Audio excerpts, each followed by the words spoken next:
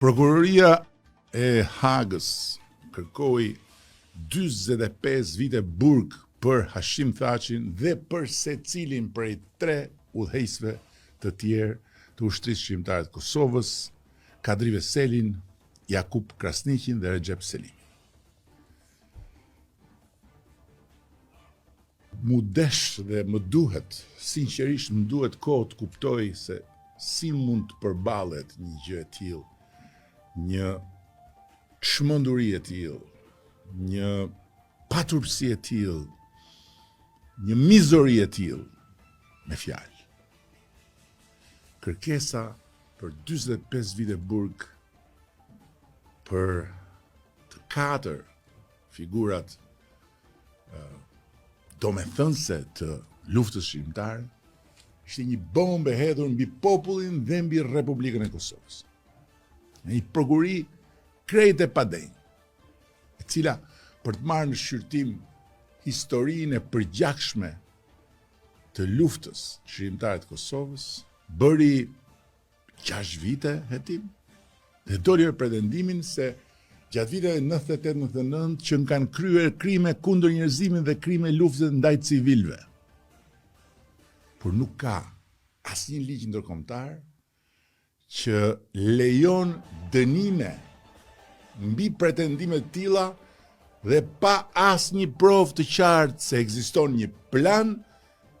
dhe një forcë e organizuar për të sulmuar dhe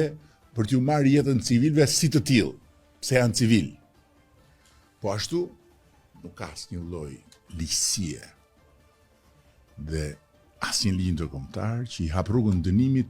të një udhëheqësi në një luftë shqiptare vetëm se ka qenë udhëheqës. Ama pa provuar se ka dhënë urdhra për të sulmuar civilët, se ka pasur kontroll real mbi të gjitha formacionet luftarake në territor të një ushtrie çlirimtare në emër, por të një tërësie forcash të bashkuara nga një njëjti ideal dhe qëllim, por jo në të njëjtin organizim në territor, apo se ka pasur ndonjë lidhje tjetër drejt për drejt me vepra penale të kësaj ububushmërie. Dhe ajo farë prokurorie dështoi të sillte qoftë dhe një provë të vetme për ta mbështetur këtë kërkesë mizore pas 6 vite shëtime e mbështetur nga një zinxhir shtetesh demokratike të cilat duhet të ndjehen të turpëruara nga një maskaradë e tillë. Ky nuk është një turp për ca prokuror, për atë far idioti ndërkombëtar që dilte dhe lexonte broçkulla. Ky është një turp për shtetet që e mbështesin atë gjykat, që e paguajnë atë gjykat, që mundsojnë rroga maramëndse për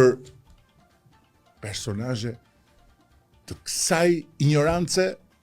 dhe njëkohësisht dhe të kësaj nuk di çfarë.